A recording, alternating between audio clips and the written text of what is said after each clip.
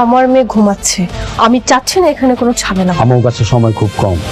শেহজাদরে বল টাকা কই রাখছে। শেহজাদ কি মামার বাড়ির মা যে চাইলেই তুলে নিয়ে যেতে পারবি?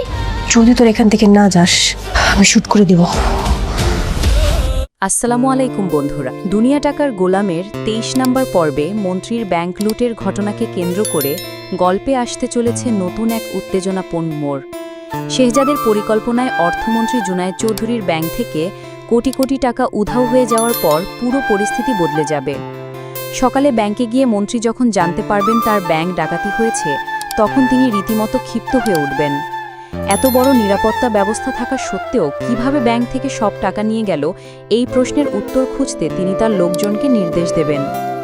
ব্যাংকের সিসিটিভি ফুটেজ পরীক্ষা করেও তেমন কোনো গুরুত্বপূর্ণ তথ্য পাওয়া যাবে না।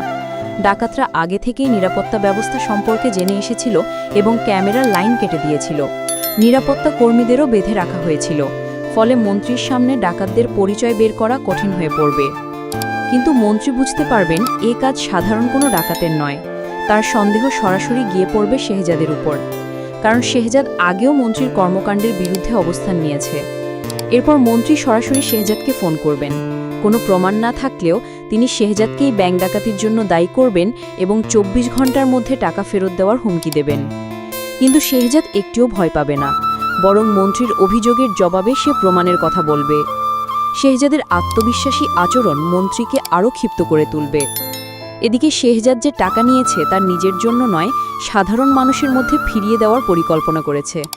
মন্ত্রীর ঋণের কারণে যারা ক্ষতিগ্রস্ত হয়েছে তাদের প্রয়োজন অনুযায়ী টাকা দেওয়া হবে, আর বাকি অর্থ দরিদ্র মানুষের কল্যাণে ব্যবহারের সিদ্ধান্ত নেওয়া হবে। এটা জানতে পারলে মন্ত্রীর রাগ আরও বেড়ে যাবে, কারণ ব্যাংক থেকে টাকা হারানোর পাশাপাশি শেহজাদ তার ক্ষমতা ও প্রভাবকেও চ্যালেঞ্জ করছে। শেষ পর্যন্ত মন্ত্রী শেহজাদকে থামানোর জন্য নিজের লোকজনকে মাঠে নামাবেন। শেহজাদের গতিবিধি নজরদারিতে রাখা হবে এবং তার কাছ থেকে টাকা উদ্ধার করার চেষ্টা করা হবে। কিন্তু শেহজাদও চুপ করে বসে থাকার মানুষ নয়। মন্ত্রীর প্রতিটি চালের জবাব দেওয়ার জন্য সে প্রস্তুত থাকবে। এখন দেখার বিষয়, মন্ত্রী কি শেহজাদের বিরুদ্ধে কোনো প্রমাণ বের করতে পারবেন? ২৪ ঘন্টার মধ্যে টাকা ফেরত দেওয়ার হুমকির পর শেহজাদ কি করবে?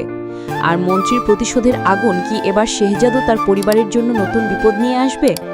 এই উত্তেজনাপূর্ণ ঘটনার পর গল্প কোন দিকে যায় তা জানতে চোখ রাখুন দুনিয়া টাকার গোলামের ২৩ নম্বর পর্বের পরবর্তী আপডেটে। ভিডিওটি ভালো লাগলে লাইক, শেয়ার এবং সাবস্ক্রাইব করতে ভুলবেন না। আল্লাহ হাফিজ।